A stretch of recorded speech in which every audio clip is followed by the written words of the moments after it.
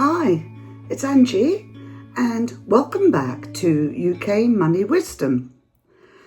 It's Monday morning, the start of a new working week for many, and a very important time in the financial world for all of us retirees, pensioners and savers. We're now just about 1 month away from the autumn budget, set for Wednesday, the 26th of November, and everyone's waiting to see how our Chancellor, Reeves, plans to fix the economy, and hopefully without making things even harder for ordinary people like us pensioners, workers and families.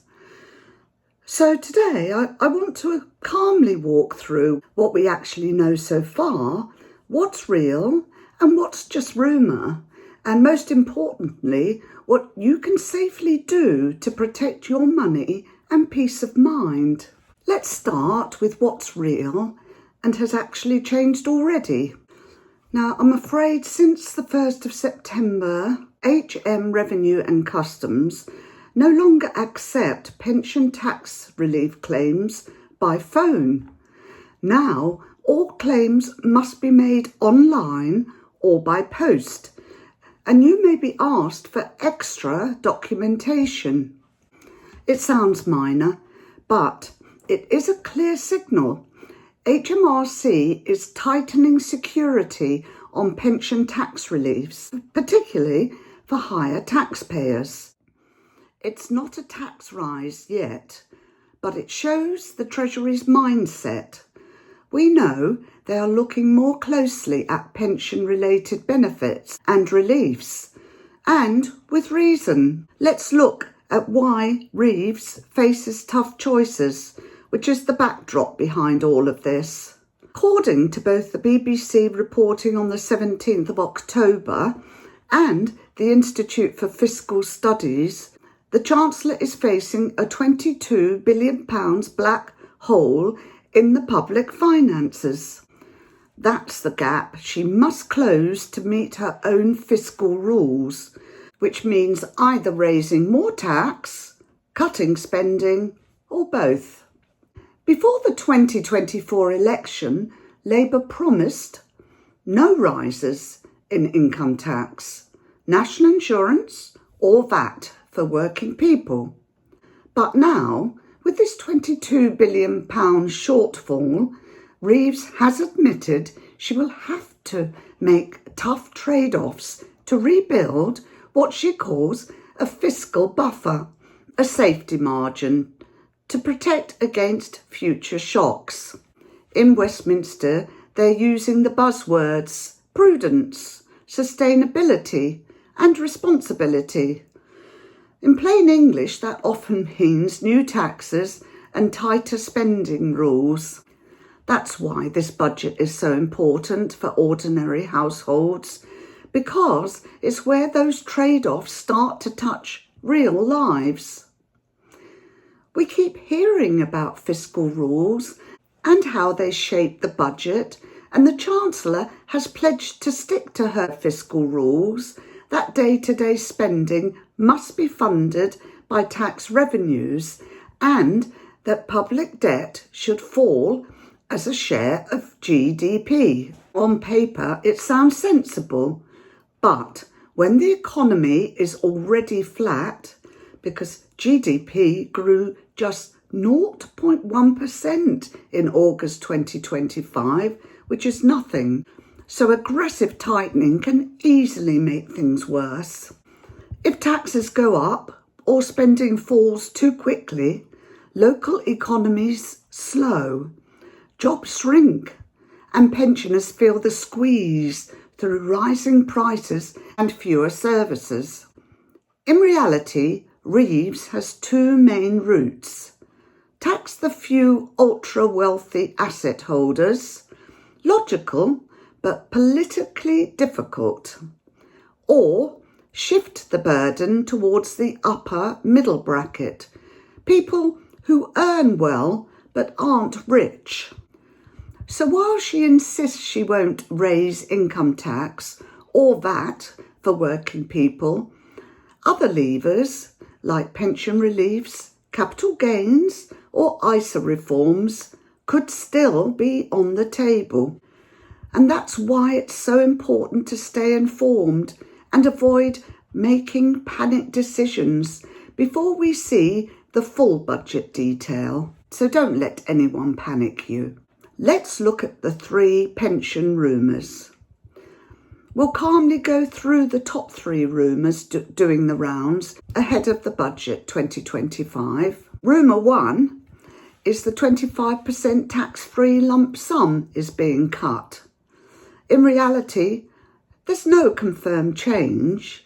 The current rule still allows 25% of your pension pot tax-free, up to the $268,275 lump sum allowance. Now, speculation suggests this might one day be capped for larger pots, but nothing is decided. Don't rush to take it early.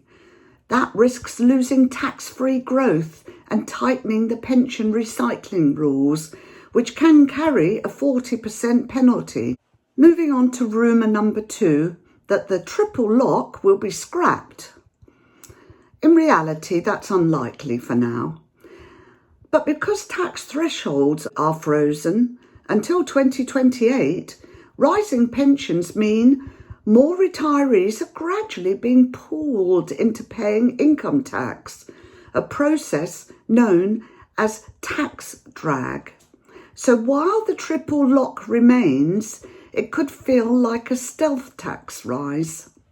And the third rumour, which is a secret pension raid, is already underway. In reality, there is no secret raid, but HMRC's tougher enforcement is real.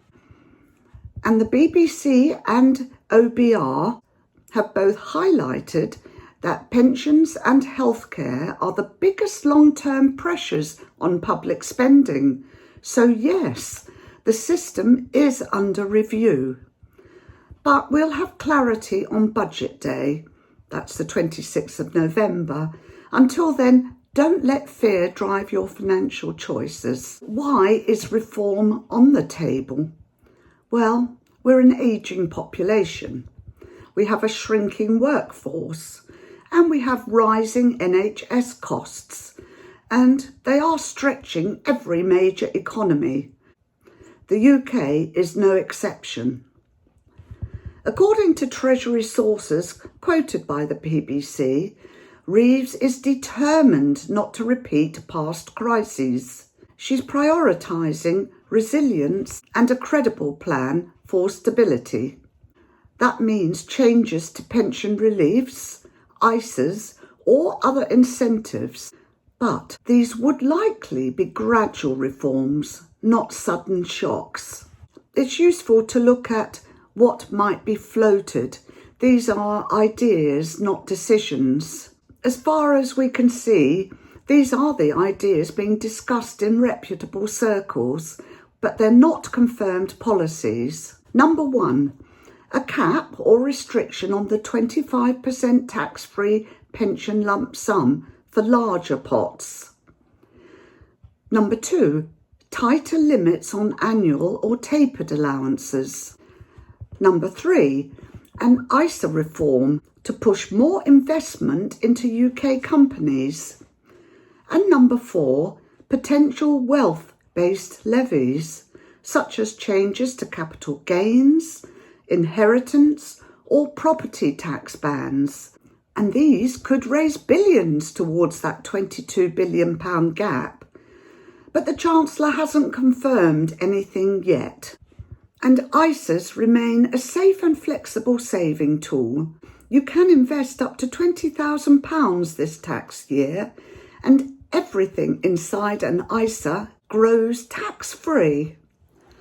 If reforms do come, they're expected to simplify the system or encourage investment in British businesses, not to punish savers.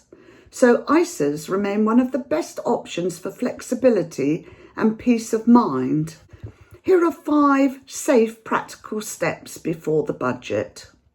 And they're things you can do right now. safely and sensibly. Number 1, don't panic withdraw. Please avoid taking your 25% lump sum early. Once withdrawn, growth stops and you may trigger recycling penalties. Number 2, do check your state pension forecast and NI record. And if you're fewer than 35 years of NI contributions, do consider buying back missing years. It's one of the best long-term returns available. Number 3, update your expression of wishes so you ensure your pension beneficiaries are up to date to help your pension bypass inheritance tax. And number 4, do use your ISA allowance. Shelter up to £20,000 tax-free. If you've large cash balances losing value to inflation, consider a stocks and shares ISA within your comfort zone. And lastly, 5thly, check winter support. Don't miss out on pension credit, the winter fuel payment and the warm home discount.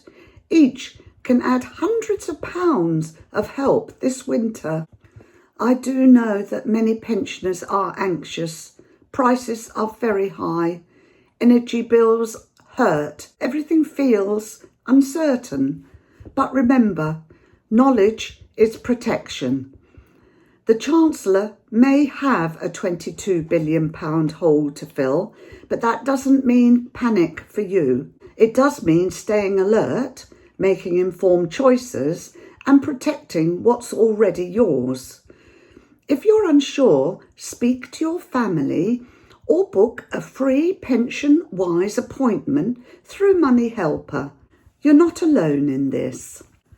So to sum up, don't act on rumours. Check your pension and NI record. Use your ISA wisely. Claim your winter entitlements and come back here on the 26th of November when we'll break down the budget facts versus fiction in plain English as always. And I'll be around before then, of course, with any updates that I find, because we're all in this together and knowledge is our power. I'm Angie.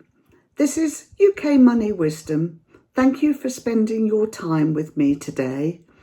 Stay safe, stay warm, and enjoy the rest of the week. Bye for now.